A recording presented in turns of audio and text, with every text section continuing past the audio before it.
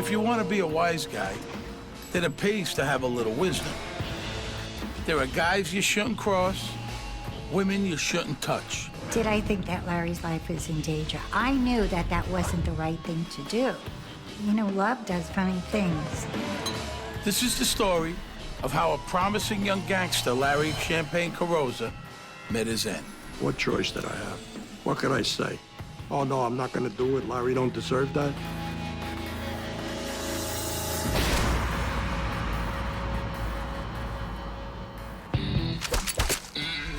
My name is Steve Schirripa. I grew up in a pretty rough neighborhood in Brooklyn, New York. I've seen good people turn bad and bad people turn worse. Some took contracts to carry out a hit. Some were victims of a hit.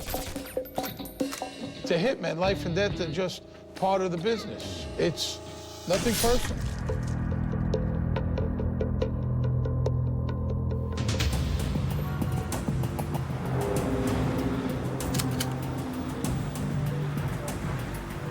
Big Sal is a Mafia hitman.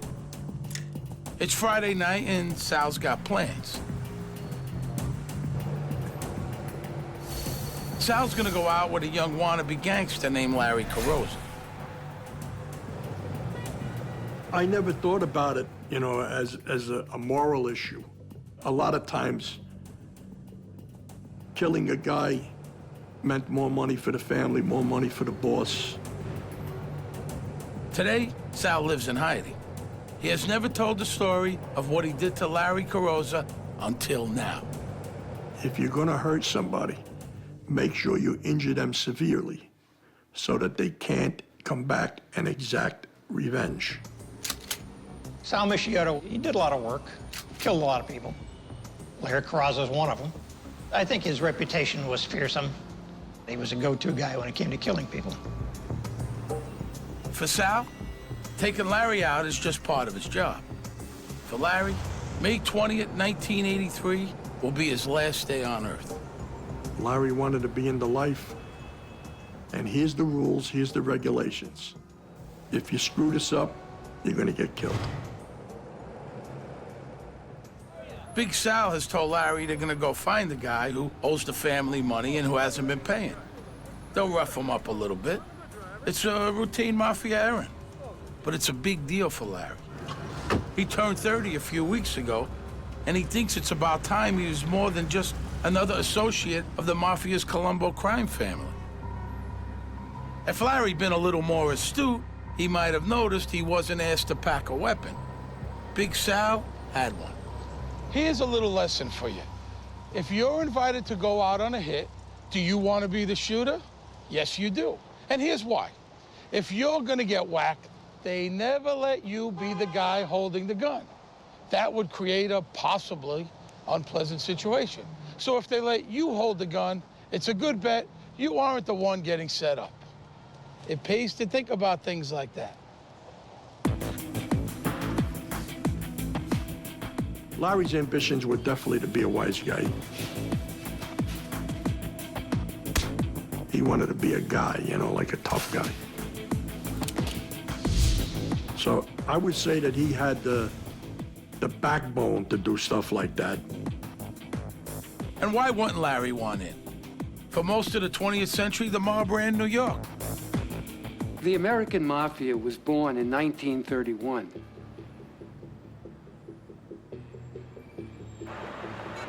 Certain sections of New York belonged to different families, and Brooklyn would just happen to be the place that the Colombos resided, by and large. The Columbo crime family is one of the 5 families in New York, and they control a myriad of illegal activities. Their traditional methods of money were loan sharking, gambling, and although they didn't like to admit it, they were into narcotics. It was overwhelming. I mean, they had a grip on all of New York. Nothing went on in New York without the mob having its hand in it. Basically, any way they could make a buck, they did their best to get into it and make as much money as they can. The Columbo family did have a reputation for being a family that you didn't want to fool with. They did not hesitate in using violence. They were mythical in a lot of ways.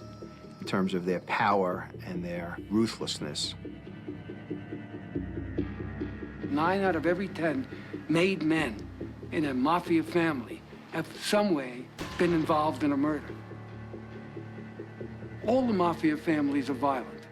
None of them has a reputation for being nonviolent. They believe whatever their interests are paramount. And their interest, if it has to be protected by murder, even multiple murders, that has to be carried out. Like most gangsters, Larry Carrozza has a cover, a legitimate job. Jobs help keep the cops from getting too curious about what you do for a living. Larry was trained as a mortician. Ironic for a guy who aspires to a career of sending the unwilling to early graves. Larry Carrozza was an undertaker. He was a very likable guy, you know. Everybody that I knew liked Larry. Larry has just hit 30. He's been auditioning for years. You know, running scams with his mafia pals. But moving from being connected to actual membership in a mafia family is tough. Because once you're in for life. And if you don't work out well, let's just say the Human Resources Department does not do layoffs. If they feel they need to kill you for any reason, they'll kill you just like that, and you're gone. Salvatore Big Sou Mota is one of the guys who handles the problem of gangsters who don't work out. Murder was used as an economic tool. You know, the end always justified the means. But why is it that Larry Carrozza is going to end up a customer at his own funeral home? What we've got here is not a whodunit, but a why do it. It didn't have to end that way. In the years before he got whacked, Larry Carrozza was a promising young gangster. His future looked as rosy as his cheeks. And the ladies sure go for that fresh-faced young tough guy. Larry Carrozza was very charming. He was like an all-American kid. He was like an all-American guy. It's a good thing that Tina likes Larry. He's kind of a fixture in our house. Tina and her husband, Sonny Francis, are mafia royalty, and Larry's mom and dad are part of their circle. So what could be better than for the kids, Larry and Gia, to fall in love? Well, there is a problem. Larry's already married. He has 3 kids. A limousine was picking her up 2 nights in a row, and I said, "What is going on? I want to know. I saw a guy in there. What's going on?" And then she fessed up to me and told me that she was going with Larry Carrozza. And I said, "This is a problem. This is a serious problem. You know, you can't do that." Well, I love him, and that ends that. It was a serious problem for a whole bunch of reasons. For starters, Gia Frances wasn't just any Italian-American teenage beauty. Her pop, Sonny, was an important guy in Larry's community. A well-known guy. Trouble is, what he was known for. In his heydays in the 50s and the 60s, Sonny was a very feared guy in the Columbo family because of his reputation as being a very callous killer. He wasn't one to go to Disneyland. He was busy all the time, but he was sensitive with his children. He was a good father. John Sonny Francis was probably the most prolific killer in the history of the mob. I mean, he killed a lot of people. But at home, Sonny is just dad, a proud pop with a lovely wife. Tina is a legendary beauty who, like her daughter, has a soft spot for tough men. My family did not want me to marry him. Oh, they did not. Absolutely not. But I knew what I was getting into. I met Sonny at a dance, and he walked in with a lot of men, and I just assumed the fact that everybody was greeting him, he was some sort of celebrity or something like that. Gia isn't Sonny's only kid. He and Tina have a whole brood. Their oldest is Michael, and that's another problem with the whole Gia-Larry romance. Michael is Larry's best friend. He and Larry have been like peas in a pod for years. Michael and Larry were like inseparable. They were very close. So Larry was in a position where he was in Michael's company every day, and he knew the whole family. He was like part of their family. So Larry's a fixture in the Francesi family. Pals with Mike, charming mom, trying to get in with Sonny and falling in love with Gia.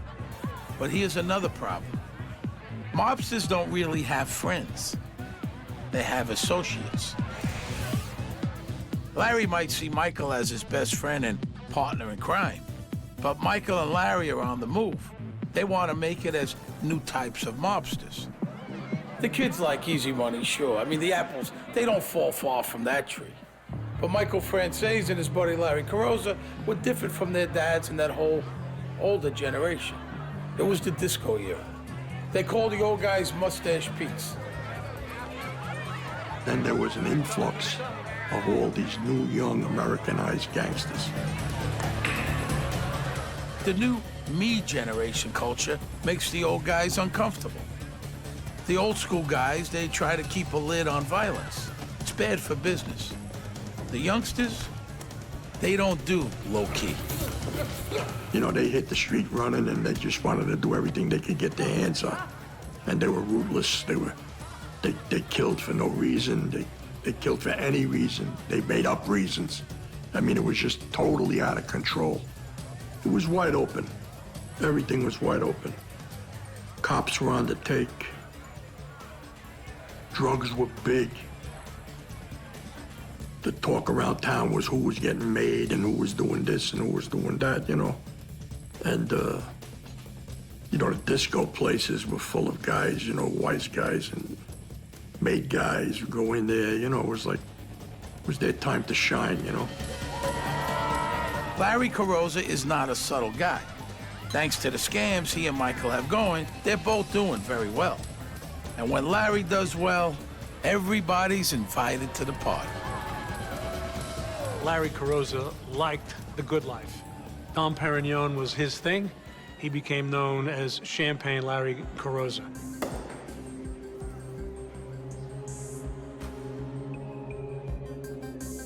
Running around with Gia puts Larry smack in the middle of a Francese family drama. Gia's a problem child. She's beautiful, talented, artistic, but troubled. Drugs are one escape, sex is another. Well, truthfully, I mean, she wasn't an angel. She had a lot of boyfriends. She really did. She was very sure of herself. Sonny and Tina are unhappy about their daughter's wild ways. Larry might not be the cause, but he sure isn't helping. Gia was heavily doing drugs at that time. I did not know cocaine. I couldn't foresee my children doing drugs. Oh, sure, Larry's a family friend, but playing the married Romeo to Gia's junkie Juliet isn't a story that's likely to end with happily ever after. In the old school way of thinking, Larry was making Sonny Francese's teenage daughter Gia into a home-wrecking tramp. Did I mention Gia's dad was old school? That he was notoriously vicious? Yeah, I think I did. Larry was making what we call these days some bad choices. It would have been a big mistake for Larry Carrozza to involve Michael Francese's sister, anything to do with narcotics, or have a relationship with her. Was not smart. Did I think that Larry's life is in danger? I knew that that wasn't the right thing to do, but I just felt that we were gonna get past it. But, you know, love does funny things. But like most people in love, Larry is oblivious. He's happy, and as far as he knows, the whole world is too. That spring of 1983, Larry might have thought things were coming up roses. Before summer, they'd be daisies, and he'd be on the wrong side of them. Larry, Larry, Larry.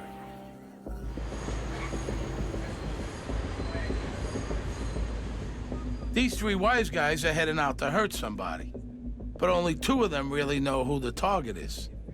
This guy here is the odd man out. For Larry Champagne Corosa, this is a one-way trip.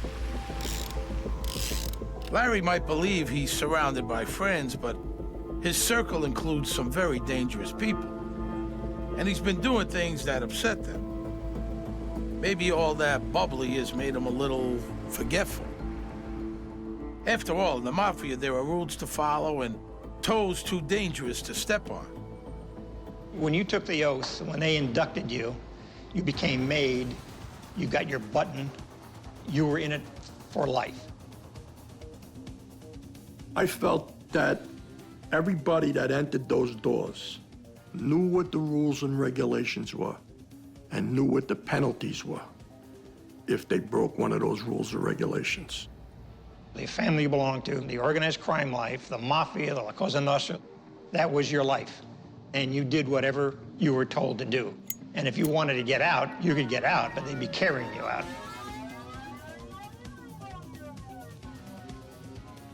One rule was to keep your hands off of other mafiosos' wives and daughters. When Big Sal was inducted in 1974, the boss made that especially clear.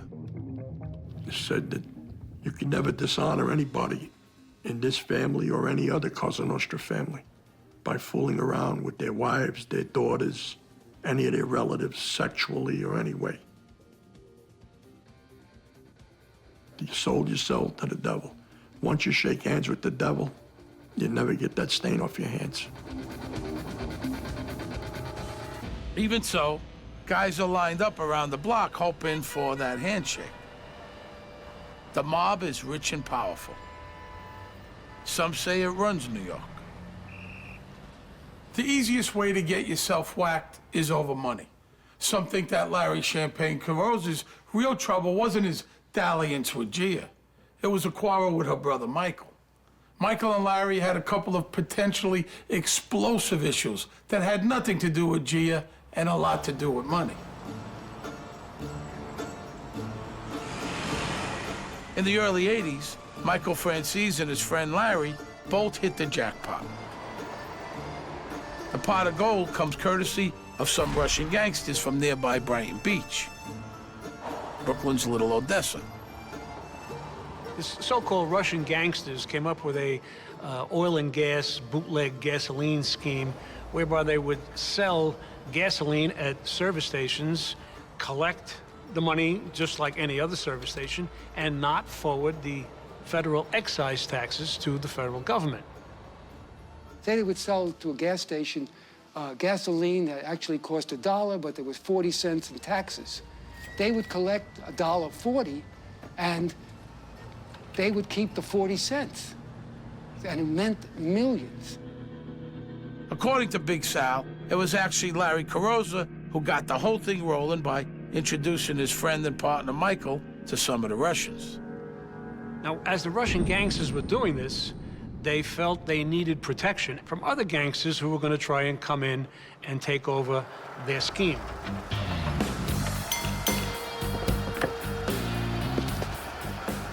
When Michael Franzese learned about this, he said this was terrific. And what he did was, he now strong-armed these Russians into becoming partners with the Columbo family.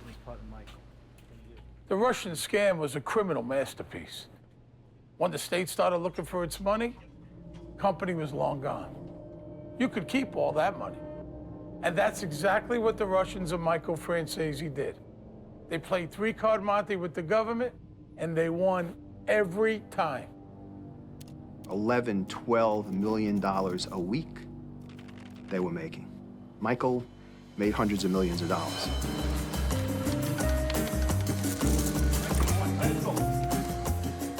In no time at all, Franzese and Corosa will live in a gangster's paradise. They were both making good money. One way or another, cash, as they say, was always on hand. But it turns out that Gia's affair with Larry isn't the only dangerous secret at the Franzese dinner table. Although Michael's making millions on the gas scam, he manages to keep that information from his Mafia bosses. According to his mom, Tina, he doesn't even clue in his own dad. Sonny didn't know what was going on. We didn't get any money from it. I don't know how to explain that any better. We never saw a dime.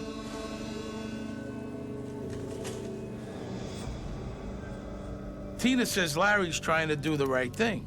He wants them to share the loot and keep everything on the up and up with the bosses. And it's supposedly Larry's scam, remember? Even if Michael's not running it. Nobody knows if Larry ever spilled the beans about Michael keeping the money. But Tina notices that as her son grows richer, his friendship with Larry is cooling. I know that sometime during the time that Michael was making money, Larry and Michael started to separate. Money is the root of all evil. What do you want me to tell you? Up until all this oil business happened, they were very, very close. And then I think the relationship was divided then. Larry is spending like crazy, and that makes him risky to Michael, who is trying to keep how much money they are making a secret. And Larry's cut reduces the amount going to everybody else. For guys who'd slit each other's throats over a truckload of boosted VCRs, what do you think a couple of $100 million would do? Teach them to share? Huh, fat chance. So, with all these millions in play, and with Larry Carrozza supposedly a loyal Mafia son, why is it that 4 men are gathering in the back room of Lolly's candy store to decide whether or not to put out a contract on him? That, my friends, is a very good question. It's May of 1983, and Columbo crime family soldier Big Sal is attending his other family. Mrs. Michiota is having a baby. While I was in the waiting room, 2 guys from my crew were coming into the hospital. And they weren't the 2 guys that I thought would come to see if I was doing okay or my wife was doing okay. I knew that there was something up, you know. When they said we have to do something, I know what that terminology means. We gotta kill somebody. So I was a little upset by it. Doesn't anybody know how to kill somebody? What, are they gonna come and bother me? My wife has given birth here. But I understood that it was a serious situation, you know, and I didn't need to show my teeth, because that's the last thing I wanted to do was provoke anybody. There's no doubt that Big Sal was known as either a hitman or someone who'd go along. And he was a terrifying guy. Even if you didn't want to hit somebody, he was a knee breaker, a jaw breaker. He would take care of you. So he was feared. So I said my goodbyes, and I went with them, and we went to the candy store on Avenue U. It was no accident that Big Sal was tapped for the Corosa job. I mean, he was big. Add to that, disciplined, efficient, and a master craftsman in the killing trade. Sal was the Columbo go-to guy for arranging sudden departures. If the destination was eternity, then Big Sal was the Columbo's in-house travel agent.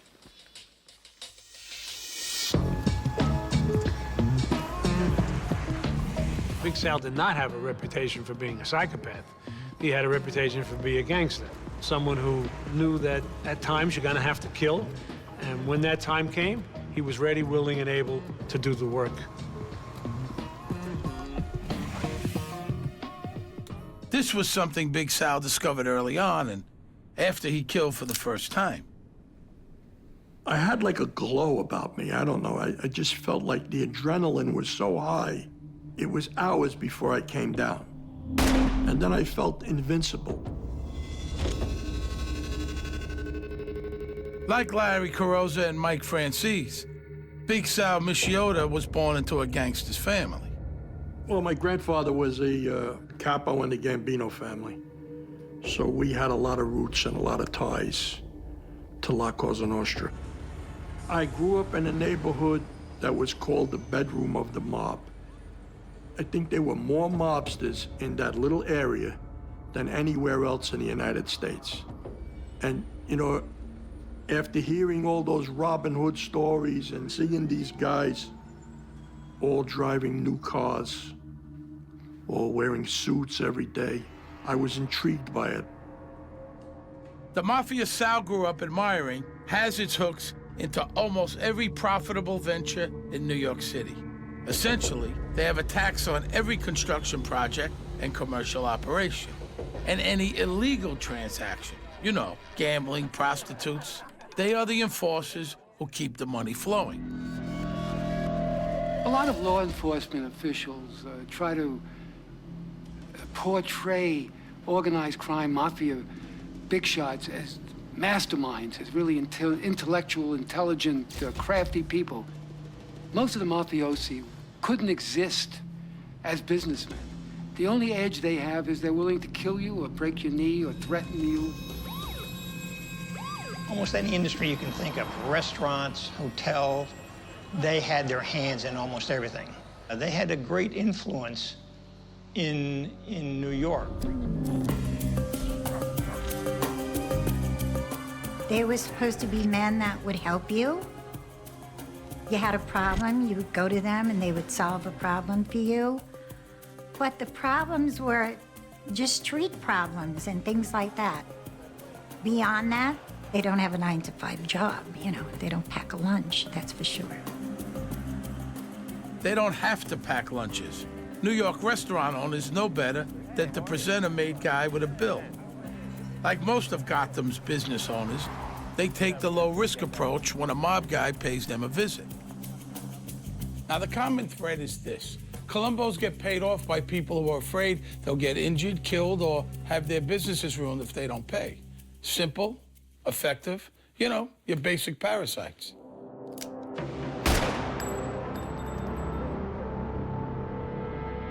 The tools of their trade are fists, knives, and guns. Mostly guns. Big Sal could use any of them, but he had a special feeling for firearms. You know, the guns are an extension of you. I knew how to break down weapons, how to take care of them. I would take it apart, clean it, dry fire it. If you don't take care of the guns and they jam and you're in the middle of the street, what do? Well, I had to go to the range and shoot a lot. I had to be good at it. You learn fast how to be good at it because it seemed like I was always the one that had to go do it. It's his lethal skill that gets Machioda pulled out of the maternity ward and into that meeting in Lolly's candy store. The back room of Lolly's candy store certainly doesn't look like a courtroom, but it is. You really don't want your case to be tried here. For one thing, you don't have any of those rights the government has to respect. In fact, you won't even know about it. There are a few versions of who called this meeting and why, but there's no dispute about whose case was on the docket. Larry Champagne Corosa. The main guy Sal Machioda has to meet is Joe Tomasello. Joe T, a Columbo underboss. Well, you know, so I went there, sat down at the table with the two guys that came to get me and Joe. And Joe says, you know, Sal, we gotta kill Larry. Officers get killed for not paying attention to the rules. There are any number of rules that gangsters can violate that carry the death penalty. Fooling around with somebody else's wife is the obvious one. Stealing money from the boss is another good one. Obviously, being a cooperator, being an informant. All of those reasons are reasons to, earn you the death penalty in the mob. Big Sal's loyalty is beyond reproach, so he can protest about killing Larry, and he does. So we looked at each other, and then I took it upon myself to ask him, what in the world did he do that he's got to get killed? And Joe says, I'm not supposed to tell you this, but he was f***ing around with Michael Francise's sister. So I said, Jesus, Mary and Joseph, I don't know if I believe that. I said, I'll do whatever we got to do, but I just find that hard to believe. I mean, the prevailing wisdom why Larry Carrozza was killed was because he disrespected Sonny Francese by getting Sonny Francese's daughter, Gia, involved in drug use. he was fooling around with her while he was married. But is fooling around with Gia the real reason? Big Sal doesn't think so. I don't know that. Unless it was convenient for you to have that as an excuse to get rid of Larry so that you could grab all the gasoline money. Because we're talking about a lot of money here. There's some things about this story nobody's ever gonna know for sure. Remember, just about everybody involved is a convicted criminal. Big Sal says he was told it wasn't Sonny who filed the beef against Larry, it was Michael. But that's not the way Michael tells it. So Michael Frances says he had nothing to do with his former best friend getting whacked. Frances does admit he knew the hit was gonna happen. Now, in Michael's version, he tried to save Larry. He put his version in his book, Quitting the Mob. In Michael's story, it goes like this. He gets wind of the contract on Larry, and he races to Larry's funeral home. He confronts Corosa and tells him the bosses know about him and Gia. Corosa argues. Michael says he tells Larry to get out, to run for his life, and he even offers him cash. Larry, Michael writes, spurns the money and shouts at him to mind his own business. If Michael Franzese wanted to have Larry Carrozza killed, he could have asked, and it probably would have been done. Whether it was Michael Franzese who set it in motion, Sonny Franzese who set it in motion, is really difficult, to determine at this stage. But the plot to kill Larry Carrozza had to come from within the crew that Larry Carrozza belonged to. Big Sal's protest is overruled. The decision is made, the hit's gonna happen, and there's nothing Sal can do about it. What choice did I have? What could I say? Oh, no, I'm not gonna do it. Larry don't deserve that. Don't I know what happens to a guy if he refuses to do something that they tell you to do? You're a dead man.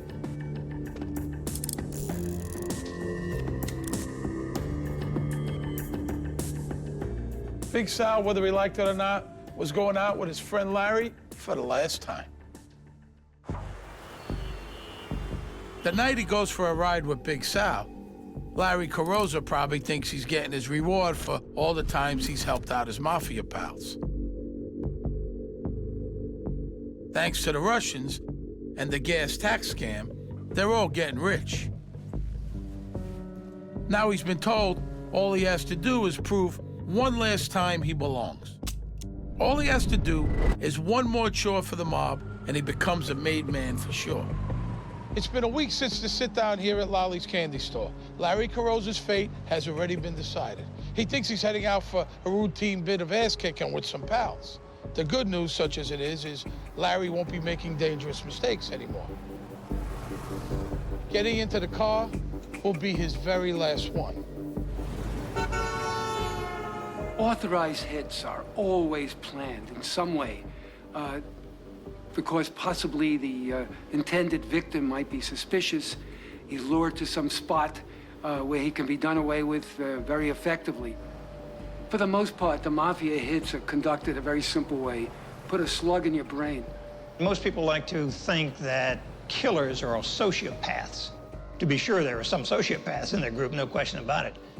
But most of them were just ordinary guys, and they learned how to kill. And after a while, it became easy. The guys he's going to meet, Big Sal and his partner that night, Jimmy Angelino, are not thrilled about being ordered to kill Larry. Big Sal is taking it especially hard. I felt terrible. I liked Larry. I pretty much was disgusted with the whole situation.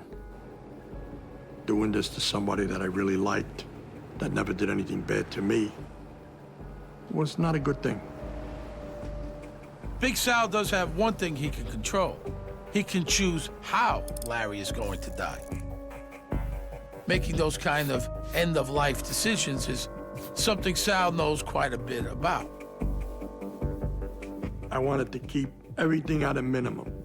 I never liked doing it in a house because then you had to bury the body. If it was something I was doing in the street, I'd use a shotgun first, knock the guy down, then go over and finish him with a pistol. To me, it was faster, easier. People hear gunshots, they run the other way. It was easiest just to kill him and leave him in his own car than to have to bring him somewhere, kill him, dig a hole, bury him, get rid of his car. I said, you know what we'll do? We'll get Larry to come and meet us, and we'll tell Larry that we gotta go find a guy that owes money, and we're gonna rough the guy up. Big Sal followed his orders. He told Larry he needed his help to collect a bad debt. Larry believed him.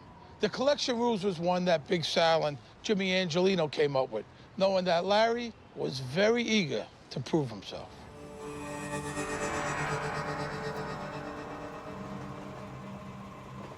Big Sal tells Larry to show up alone and in a vehicle that can't be traced back to any Columbos. Larry borrows his mother's big sedan. Yeah, of course it was on purpose. It was the easiest thing was to kill him in his own car and leave him there. And when I opened the door handle of the car, I used the sleeve off my shirt not to touch the door handle, and I had the gloves in my pocket when I first got in the car.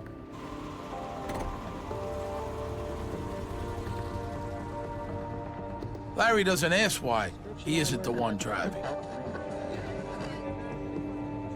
Angelino takes the driver's seat. Larry is riding shotgun.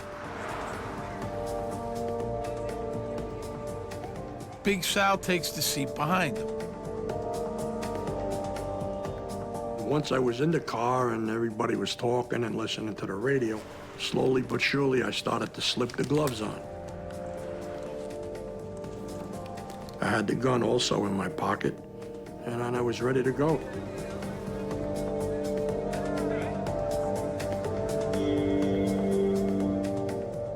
The men drive across Brooklyn on the Bell Parkway.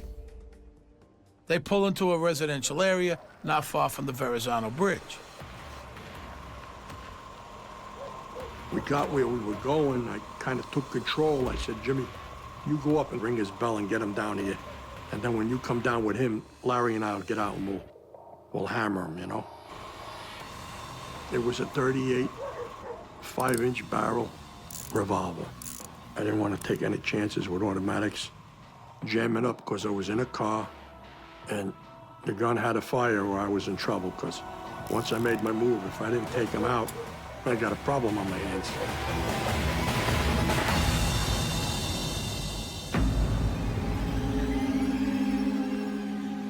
So, Big Sal, Jimmy Angelino, and Larry Carrozza are stopped on a quiet Brooklyn residential street. Larry thinks he's about to show his two companions that he can be the kind of muscle the Columbos need. He thinks he's passed the test to become a real gangster. That happy thought is his last. Larry Carrozza never sees it coming. As soon as Jimmy got out of the car and closed the door of the car, with the noise from closing the door of the car, I timed the shot and hit him in the back of the head. And his head exploded like a watermelon. And then I put another one in his head, 2 shots, not even an inch from his head. Maybe that's why the blood came flying out, but it wasn't even blood, it was clots. Probably brain matter. I looked like Dracula, I had blood all over me. Sal has done this before. He's planned ahead. He has a getaway car already in position. We also got 2 crash cars, and we parked them on the street there during the day. The crash car behind me pulled up and shielded me so that I could walk across the street and get in the other car. Then I got back in the car. We went about 2 blocks. We threw the guns in the sewer. That was something I always did. When I was done, I always flipped them in the sewer. They would never be found. And we went about our business. Big Sal is driven home. It's kind of like you're in shock when you do something like that, you know? It takes you a couple hours to regain your senses a little bit, you know?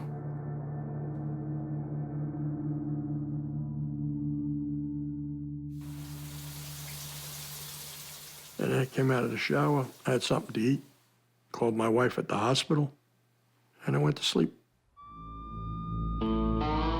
Larry Carrozza's body is found later that night. There are no fingerprints in the car. The gun is never found. He is 3 weeks past his 30th birthday.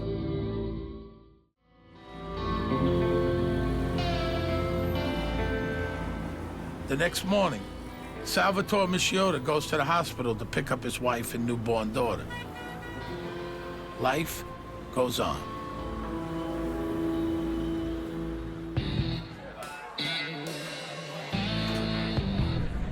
Larry Champagne Corosa is no more.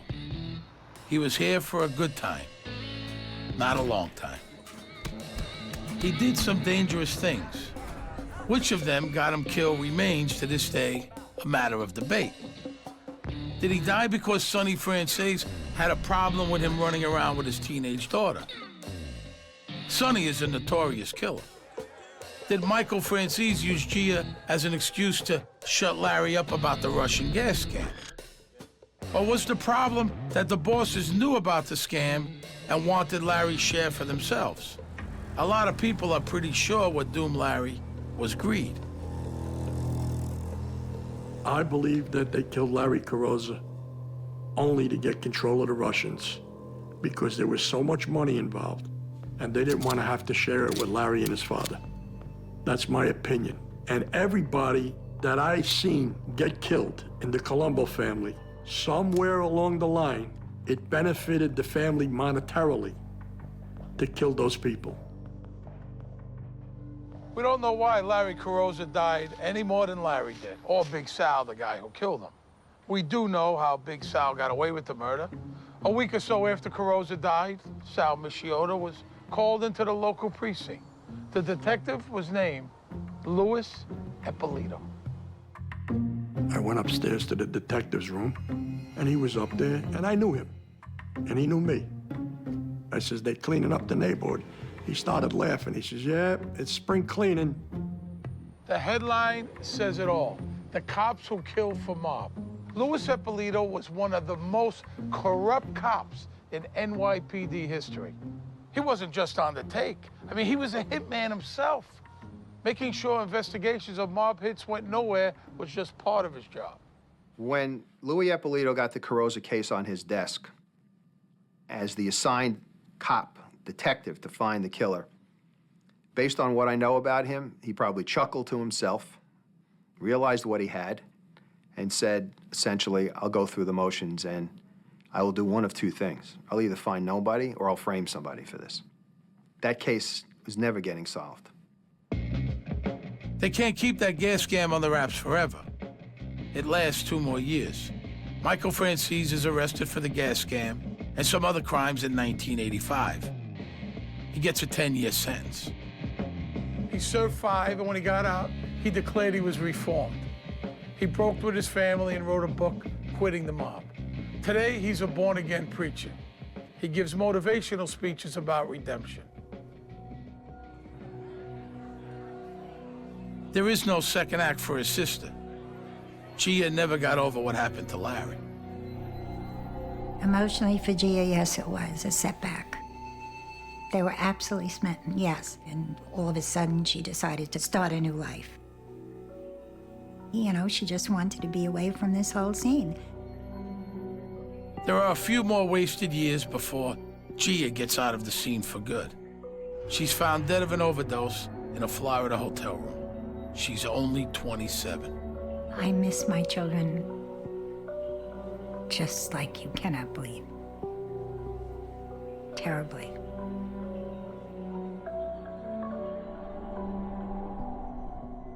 In some ways, you could look at the murder of Champagne Corosa as the beginning of the end for the mob, too. I mean, not because Larry was so important. I mean, he was just a thug with a nice personality. The canary in the coal mine isn't important either. But when that bird keels over, the miners know it's time to get out. It took Big Sal another 10 years to do that. Crime is the only life he knew. But Sal knows that what he'd done unto Larry would surely someday be done unto him. You know, that old golden rule? I was paranoid every day. I was paranoid every day that my number was up. I was always watching everything, trying to notice if there was anything going on under the surface. You know, I was always at high alert. So in 1993, when Big Sal finds himself on the losing side of a Columbo family civil war, one of his friends proposes a meeting with the other faction. The friend was told there'll be no hard feelings. Bygones would be bygones. Big Sal smells a rat. Unlike Larry, Sal knows when he's being set up. I was around those guys for years. I know how they think, and I know how they operate. And I would say without exaggeration, they're gonna kill me within 15 minutes. Sal's been a hitman long enough to know when it's time to get out of Dodge. And he does. He skips the meeting. I had it. I've had my full of that lifestyle. I couldn't handle it no more. My kids started to get a little older. You know, I brought them into this world. I had to be a father to them. So I made a decision.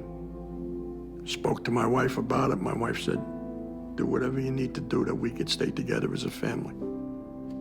And that's what I did. Sal goes to the FBI. He tells them everything he knows and a few things he makes up. He testifies against his former Columbo colleagues. Sal serves 5 years himself. Since getting out, he's been living in hiding. But he keeps most of his family together.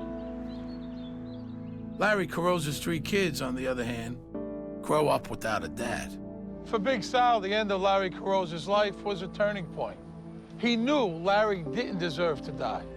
Sal became disillusioned with, and eventually disgusted by, the guys who told him to do it. He no longer saw them or himself as men of honor. I wasted my life completely. The people that I had an effect on, like Larry Carrozza, his wife, his family, I hurt those people. I mean, and the hurt that I caused my own family. It's taken a toll on me, physically and mentally. You know, I believe that all the things that I'm going through now are because of the things that I did.